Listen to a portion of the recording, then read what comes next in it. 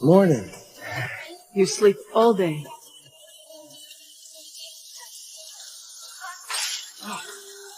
You sleep here tonight in this house? I kill you. I bash your orange head.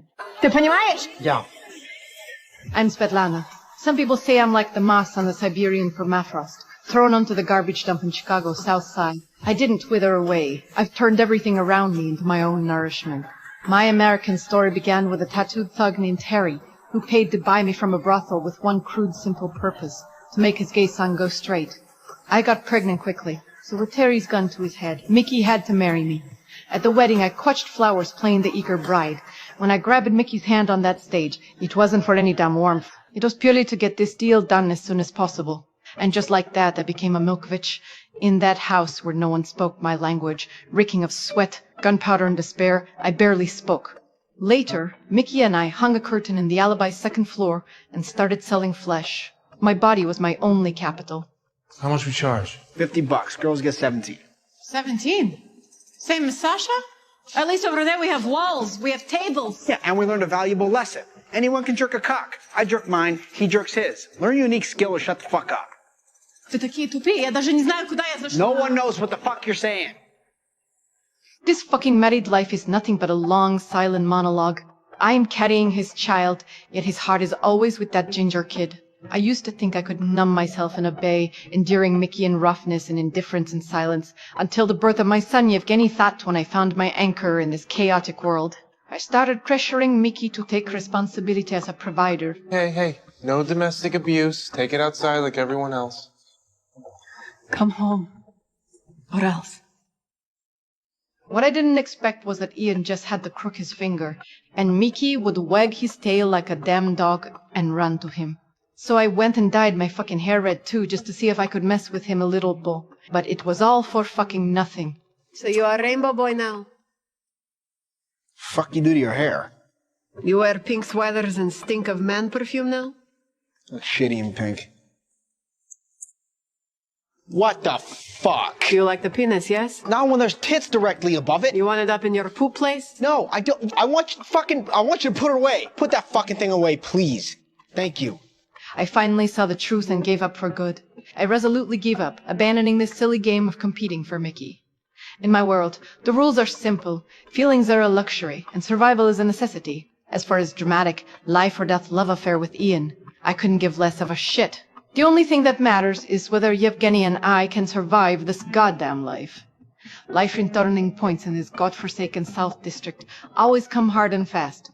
Mickey got locked up for his stupid mistakes. And the ridiculous thing is, I have to see that bastard. I gotta bring along his ginger boyfriend, otherwise he won't even look at me. Fuck. But what choice do I have, turns out? I've got business to handle in prison too. Dead or blind? Doesn't matter, either way. What's my cut? Same as last time, 50-50. You just gonna sit back there the whole time? Lots more jobs coming in. We make a lot of money with you in here. Fine. Why don't you take the milk sucker and scram? We'll talk to Ian. Hey, in the eye, yes? Yes. In the eye. In the fucking eye, I got it. This so-called home has completely collapsed, but for me, this is not a desperate situation. On the contrary, it is liberation. Fortunately, I had already found a new host before. This time I wasn't about to be some deadweight accessory, but Kevin and his wife were losing their minds over their newborn twins. Bee's postpartum depression, coupled with the pressures of life, made her feel breathless. Their pain is my opportunity. I moved straight into their home and became a live-in nanny. When I have free time, I go to Elibor to mix a few drinks and check out the venue. The qualitative change in our relationship stemmed from a chance incident. A wonderful chemistry has developed between V and me, evolving into an intimacy beyond friendship. As for Kevin, that big oaf, he was stunned at first, but eventually came around. Eventually became part of it as well. Monday will be V and Kev and Svetlana. Tuesday, just be V and Svetlana. Am I gonna get my own night with Svetlana? Oh shit, that's awesome. Do we all go on dates together? Who's gonna be the third wheel? In this way, we formed a stable household arrangement, while I gradually became the backbone of this household. But I soon realized that while the two of them had plenty of passion for running a bar, they had absolutely no business sense. Their accounting was as messy as a whorehouse of bedsheets. They couldn't even handle the simplest fucking arithmetic. So I took over their mess. My methods were fast and brutal. My mathematical talent was completely unleashed here, so efficient it terrified them. I began to get involved in more management affairs, prohibiting credit sales, increasing profits, and firing useless idiots. I was like a precision machine, calculating every penny that came in and went out. They started to rely on me more and more, and reliance is the beginning of a transfer of power. Here, gimme. Owner has to sign for it, bro. I am the owner, bro. Paperwork says Svetlana Fisher owns the joint. Old vendor changed labels on bottle, charged more for cheap liquor. Try change vendors. You have sheet? You can't just change the vendors and change the orders without telling us. I make decisions in bar now. It's easier this way. You have crab? Lana, what's going on? I am new owner of Alibi. Huh? To being a family again. Rock! I like this feeling of being in control of everything. It makes me feel safer than any illusory love. I always thought Kevin and V were too emotional, totally unfit for business. They give out free drinks because of their overflowing sympathy, miss golden opportunities due to their constant laziness, so I took advantage of their trust in me and signed the Burr's transfer contract, without them knowing a thing. Only I knew how to maximize Alibi's profits. After seizing the bar, I completely transformed it into a Russian-themed club feeding, made it half price for orders in Russian. But the peaceful days didn't last long, actually turned me in for illegal immigration. I never expected that for these Americans, especially the idiots in the South Side. Something as abstract as feelings could matter more than cold, hard cash. And the cruelest irony, Kevin and V, the two people I hurt the most, for the ownership of the bar, they compromised with me once again. This time we each took a 1/3 stake. Shift change! Russian hour is over. It's Kentucky time. Everybody who isn't a red-blooded American, please exit the premises. Отваливайте!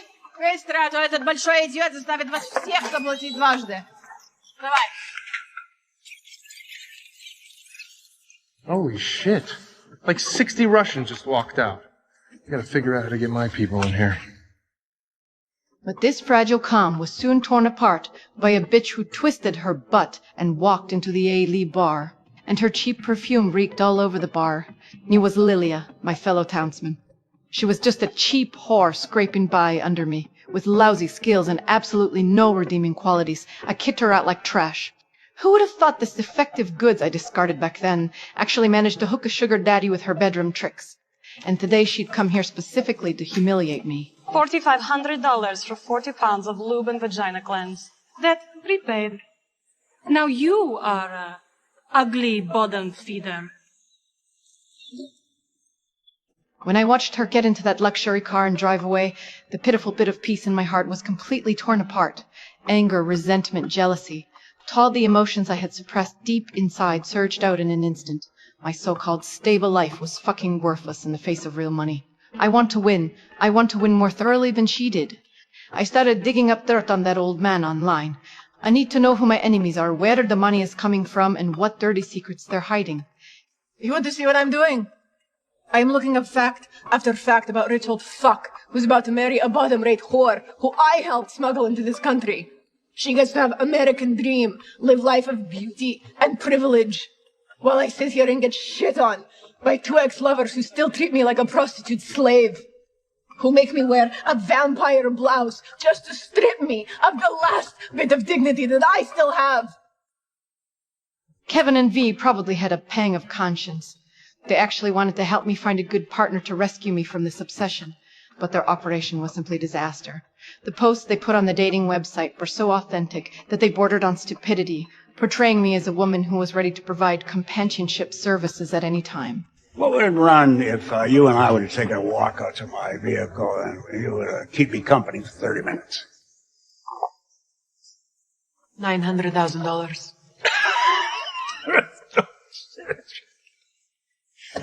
$40. You take off your shoes so I don't get any dirt on my seat. Ooh.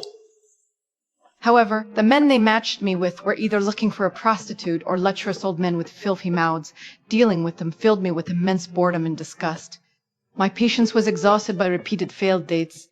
With no way out, I decided to toss aside my worthless pride and go seek advice from Lilia, who was now a high society lady.